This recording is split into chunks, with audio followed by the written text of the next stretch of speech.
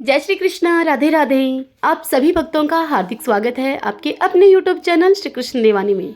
आज के इस वीडियो में हम सुनेंगे करवा चौथ व्रत की कथा, साथ ही विनायक जी की कहानी।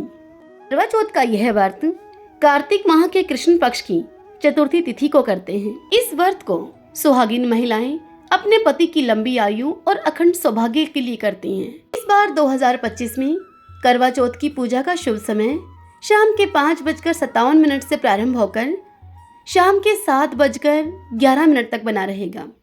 वहीं चंद्रमा के उदय होने का समय रहेगा शाम को 7:42 पर। तो आइए अब इस व्रत की कथा का श्रवण करते हैं। सभी बोलिए चौथ माता की जय। एक साहूकार के 7 बेटे और एक बेटी थी, जो कि सातों भाइयों की लाडली बहन थी। 8 भाई बहन एक साथ बैठकर खाना खाते थे। कार्तिक की चौथ आने पर बहन ने करवा चौथ का व्रत रखा। जब सातों भाई खाना खाने के लिए घर पे आए तो उन्होंने बहन को भी खाना खाने के लिए आवाज लगाई। तो उनकी माँ बोली कि आज तुम्हारी बहन का करवा चौथ का व्रत है। जब चांद निकलेगा तब यह चांद को अर्घ्य देकर ही खाना खाएगी। तब उन भाइयों ने जंगल में जाकर आग जलाकर छलनी में से बहन को चांद दिखा दिया। बहन भाइयों से बोली कि चलो भाभी, अर्घ दे लो, चांद निकल आया है। तब उसकी भाभियां उससे कहने लगी कि यह चांद तो तुम्हारे लिए निकला है, हमारा चांद तो रात को निकलेगा। क्योंकि भाभियों को उनके भाइयों की यह करतूत पता थी। अब बहन चांद को अर्घ्य देकर भाइयों के साथ खाना खाने के लिए बैठ गई। पहला टुकड़ा तोड़ा तो उसमें बाल निकला, दूसरा टुकड़ा तोड़ा तो छींक मारी, तीसरा टुकड़ा तोड़ा तो राजा के घर से बुलावा आ गया कि राजा का लड़का बीमार है, उसको घर भेजो जल्दी। अब माँ ने लड़की के पहनने के लिए कपड़े निकालने को 3 बार बक्सा खोला। तीनों बार सफेद कपड़े ही निकले। तब माँ ने वही कपड़े पहनाकर अपनी बेटी को ससुराल भेज दिया। लड़की के साड़ी के पल्ले में एक सोने का सिक्का बांधकर माँ ने कहा कि रास्ते में जो भी मिले सबको पैर पड़ती जाना, जो तुझे सुहाग का आशीष दे उसे ही यह सिक्का देकर अपने पल्ले में गांठ लगा लेना। रास्ते में किसी ने भी पैर पड़ने पर उसे सुहाग का आशीष नहीं दिया। सभी ने उसको यही आशीष दिया कि ठंडी रहो, सब्र करने वाली हो, 7 भाइयों की बहन हो, अपने भाइयों का सुख देखने वाली हो। अब ससुराल के घर पहुंची तो दरवाजे पर ही जेठ की लड़की खड़ी मिली। वह उसके पैर पड़ी तो वह जेठ की लड़की बोली, सीली हो, सपूती हो, 7 बेटों की माँ हो, पति का सुख देखने वाली हो। यह आशीष सुनकर अब उस बहू ने सोने का वह सिक्का अपने जेठ की लड़की को दे दिया और अपने खाली पल्ले में फिर से गांठ मार ली।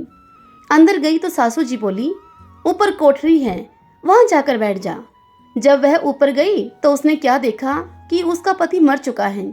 अब वह अपने पति को लेकर उसी कोठरी में पड़ी रही और उसकी सेवा करती रही। उसकी सास दासियों के हाथ बची कुची रोटी उसके लिए भेज देती।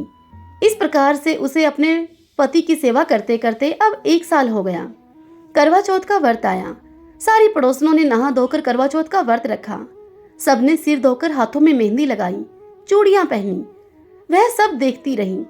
तब उसे एक पड़ोसन बोली कि तू भी करवा चौथ का व्रत कर ले। तो वह उससे बोली कि मैं कैसे करूं। तब पड़ोसन ने कहा कि चौथ माता की कृपा से सब ठीक हो जाएगा। पड़ोसन के कहने से बहू ने भी करवा चौथ का व्रत रखा। थोड़ी देर के बाद ही करवे बेचने वाली आई। करवे ले लो, करवे ले लो, भाइयों की प्यारी करवे ले लो, दिन में चांद उगावनी करवे ले लो, ज्यादा भूख लगने वाली करवे ले लो। अब यह आवाज सुनकर उस बहू ने उस करवे वाली को आवाज लगाई कि ए करवे वाली, मुझे करवे देकर जा। करवे वाली अब उससे कहने लगी कि मेरी दूसरी बहन आएगी, वो तुझे करवे देगी। फिर उस करवे वाली की दूसरी बहन आई। करवे ले लो, करवे ले लो, भाइयों की प्यारी करवे ले लो, दिन में चांद उगावनी करवे ले लो, ज्यादा भूख लगने वाली करवे ले लो। बहू ने यह आवाज सुनी। तब उस करवे वाली को बहू ने फिर से आवाज लगाई कि ए करवे वाली, मुझे करवे देकर जाना। तब दूसरी करवे वाली कहने लगी कि मेरी तीसरी बहन आएगी, तुझे तो करवे वो देगी। इस प्रकार से 5 बहनें आई और आकर चली गई, पर किसी ने भी उस बहू को करवे नहीं दिए। फिर छठी बहन आई करवे वाली और बोली, मेरी 7वीं बहन आएगी, तुझे करवे वो देगी। तू सारे रास्ते में कांटे बिखेर के रखना, तब उसके पैर में कांटा चुभ जाएगा और वह खूब चिल्लाती हुई आएगी। अब तू सुई लेकर बैठ जाना, उसके पैर को पकड़कर बैठ जाना और उसके पैर का कांटा निकाल देना। वह तुझे आशीर्वाद देगी तो तू उससे करवे मांग लेना, तब वह तुझे करवे देकर जाएगी और तब तू उद्यापन करना, इससे कि तेरा पति अच्छा हो जाएगा। अब उसने वैसा ही किया। सारे रास्ते में कांटे बिछा दिए। जब सातवीं बहन करवे लेकर आई तो पाँव में कांटा चुभने के दर्द से वह खूब चिल्लाती हुई आई, तो बहू ने उसका पैर पकड़कर छोड़ा ही नहीं और उसका कांटा निकाल दिया। जब उसने उस बहू को आशीर्वाद दिया तो वह बहू कहने लगी कि जब तुमने मुझे आशीर्वाद दिया है तो यह करवे भी देकर जाओ। सातवीं बहन कहने लगी कि तूने तो मुझे ठग लिया। यह कहकर चौथ माता ने उसे अपनी आंखों में से काजल, अपने नाखूनों में से मेहंदी, मांग से सिंदूर, अपनी चिटली उंगली से छीटा और साथ ही करवे भी दे दिए। अब करवे लेकर बहू ने उद्यापन की तैयारी की और व्रत रखा। राजा का लड़का अब ठीक हो गया और बोला कि मैं तो बहुत सोया। तब वह बहू बोली कि सोए नहीं, 12 महीने हो गए आपकी सेवा करते करते। कार्तिक की चौथ माता ने मुझे यह सुहाग दिया है। तब उसका पति बोला कि चौथ माता का उद्यापन करो। उस बहू ने चौथ माता की कहानी सुनी, उद्यापन करके खूब सारा चूरमा बनाया और फिर जिम कर वे दोनों चौपड़ खेलने लग गए। इतने में ही उसकी बांदी तेल की बनी हुई सब्जी पूरी लेकर वहां आ गई। दोनों को खेलते हुए देखकर वह वापस जाकर सासू जी से बोलने लगी कि महलों में तो खूब रौनक लगी है, तुम्हारे बेटा बहू चौपड़ खेल रहे हैं। इतना सुनकर सासू जी उनको देखने के लिए आई। दोनों को देखकर वह सासू बड़ी खुश हो गई।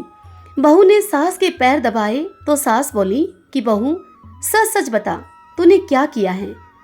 तब बहू ने सारा हाल अपनी सासू को बताया तो राजा ने अब सारे शहर में ढिंढोरा पिटवा दिया कि अपने पति के जीवन के लिए सभी बहनें करवा चौथ का व्रत रखें।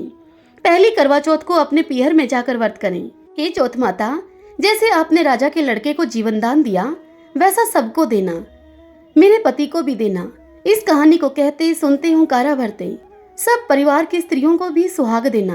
सभी बोलिए चौथ माता की जय। आइए अब हम विनायक जी की कहानी का श्रवण करते हैं। एक बार गणेश जी भगवान बालक का रूप धारण करके पृथ्वी पर भ्रमण करने के लिए निकले। उन्होंने एक चम्मच में दूध ले लिया और एक चिमटे में चावल लेकर एक नगर में भ्रमण करते हुए पृथ्वी लोक पर सभी से कहने लगे, कोई माई खीर बना दो, कोई माई खीर बना दो। किंतु सभी ने बालक समझकर हंसकर टाल दिया। अभी एक बुढ़िया माई बोली कि बेटा क्या नाम है तेरा, ला तेरे लिए खीर मैं बना दूं। तब उस बालक ने कहा कि मेरा नाम गणेश है। गणेश दूध और चावल माई को देकर अब वहाँ से चला गया। उस बुढ़िया माई ने छोटी भगोनी में दूध चढ़ाया, परंतु दूध छिज गया और चावल जल गए। तब गणेश जी ने कहा कि माई तुझे तो बनाना भी नहीं आता है, तो स्नान ध्यान से निवृत्त होकर गणेश जी भगवान का नाम लेकर बड़ा भगोना चढ़ा देना चूल्हे पर। अंतर दूसरे दिन उस बुढ़िया माई ने वैसे ही किया जैसा कि गणेश ने उसको करने के लिए कहा था। अब उतने ही दूध और चावल से वह खीर बनकर तैयार हो गई। खीर बन गई तब बुढ़िया माई अपनी बहू से कहने लगी कि मैं गणेश को बुलाकर लाती हूँ। बुढ़िया माई नगरी में गणेश को आवाज लगाने लगी, गणेश गणेश। गणेश जी भगवान अब प्रकट हुए और बोले, क्या हुआ बुढ़िया माई। तब बुढ़िया माई ने कहा कि खीर बनकर तैयार हो गई है, आकर भोग लगा लो। तब गणेश जी ने खीर को देखते हुए कहा कि मैंने तो भोग लगा लिया है। तब बुढ़िया माई बोली कि खीर कैसी बनी है। तब गणेश जी ने कहा कि बुढ़िया माई तेरी बहू ने मेरा नाम लेकर कि हे गणेश जी भगवान आपको भोग लगे, ऐसा कहकर एक कटोरी खीर पहले ही पी ली थी। मैं तो श्रद्धा और प्रेम का भूखा हूँ। यह सुनकर बुढ़िया माई बोली कि गणेश जी भगवान बहू के भ्रम को बनाए रखना, यह बात किसी को मत बताना। अब मुझे बताओ मैं क्या करूं। तब गणेश जी कहने लगे बुढ़िया माई से कि बुढ़िया माई सारी नगरी को जिमा दो और जो बच जाए खीर उसे घर के चारों कोनों में गाड़ दे, तेरे घर में अन्न धन के भंडार भर जाएंगे। बुढ़िया माई ने सारी नगरी को न्योता दे दिया खीर खाने का। न्योते को सुनकर गांव के उस नगर के सभी लोग कहने लगे कि बुढ़िया माई के खुद तो खाने के लाले पड़े हुए हैं और यह हमें न्योता देकर जाएगी। उस पर हंसे, लेकिन कुछ लोग कहने लगे कि चलो उसके घर पर पानी का लोटा ही गिरा कर आ जाएंगे, देखते हैं चलकर। जो भी बुढ़िया माई के घर आया जीम कर गया।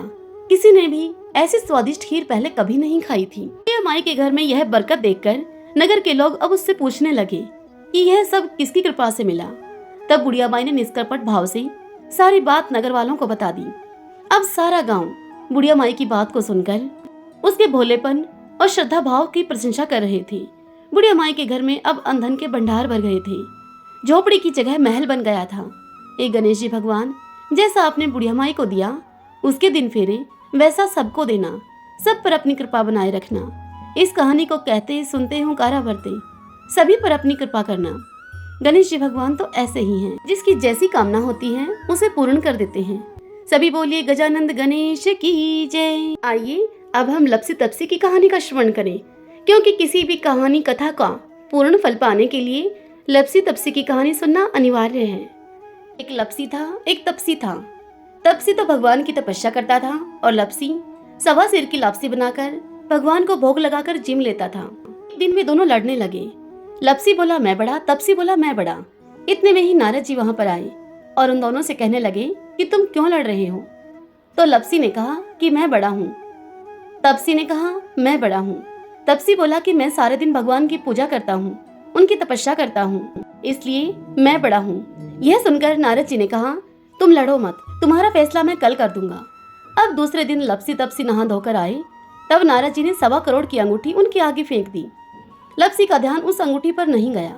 तपसी तपस्या करने के लिए बैठा तो उसे वह अंगूठी दिखी और उस अंगूठी को उसने उठाकर अपने घुटने के नीचे दबा लिया और लग गया फिर से तपस्या करने के लिए। लपसी लापसी बनाकर उसका भगवान को भोग लगाकर अब जीवने के लिए बैठ गया। इतने में ही वहां पर नारद जी आ गए। नारद जी को देखकर दोनों चिल्लाने लगे, बोले बताइए हम में से कौन बड़ा है, बताइए हम में से कौन बड़ा है। तब नारद जी ने कहा तपसी से कि तू अपना घुटना उठा। तपसी ने जैसे ही घुटना उठाया 1.25 करोड़ की अंगूठी उसके घुटने के नीचे से निकली। तब नारद जी तपसी से बोले कि यह अंगूठी तूने चुराई है, तुझे तेरी तपस्या का फल नहीं मिलेगा अब। तब तपसी कहने लगा ए नारद जी बताइए मेरी इस तपस्या का यह दोष कैसे दूर होगा। तब नारद जी ने उसे कहा कि रोटी बनाकर बाटा नहीं बनाए तो फल तुझे होगा, ब्राह्मण जिमा कर दक्षिणा नहीं दे तो फल तुझे होगा, साड़ी देकर ब्लाउज नहीं दे कोई तो वह फल तुझे होगा, अगर कोई दिए से दिया जलाएगा तो वह फल तुझे मिलेगा। सब व्रत त्योहार की कहानी सुनने के बाद तेरी इस कहानी को यदि कोई नहीं सुनेगा तो उनकी उन सुनी हुई कहानियों का फल तुझे मिलेगा। अभी से तपसी लपसी की कहानी सुनी और कही जाती है। कहानी सुनने के बाद ऐसे कहें कि लपसी का फल लपसी को मिले, तपसी का फल तपसी को मिले और हमारी कहानी सुनने का फल हमें मिले। आइए अब हम सब करवा चौथ माता की आरती करते हैं। ओम जय करवा मैया माता, जय करवा मैया, जो व्रत करे तुम्हारा पारी करो नैया। ओम जय करवा मैया, सब जग की हो माता, तुम हो रुद्राणी, यश तुम्हारा है गावत जग के सभी प्राणी। ओम जय करवा मैया माता, जय करवा मैया, जो व्रत करे तुम्हारा पारी करो नैया। कार्तिक कृष्ण चतुर्थी जो नारी व्रत करती, दीर्घायु पति होवे दुख सारे हरती। ओम जय करवा मैया माता, जय करवा मैया, जो व्रत करे तुम्हारा पार करो नैया। होए सुहागिन नारी सुख संपत्ति पावे, गणपति जी है बड़े ही दयालु, विघ्न सभी नाशे। ओम जय करवा मैया माता, जय करवा मैया, जो व्रत करे तुम्हारा पार करो नैया। करवा मैया की आरती व्रत करके जो गावे, व्रत हो जाता पूर्ण सब विधि सुख पावे। ओम जय करवा मैया माता, जय करवा मैया, जो व्रत करे तुम्हारा पार करो नैया। मैया जय करवा मैया। सभी जन बोलिए करवा चौथ माता की जय। आशा करती हूँ आपको यह कथा पसंद आई होगी। यदि ऐसा हो तो इस वीडियो को आप लाइक करें, कमेंट बॉक्स में चौथ माता की जय लिखिए।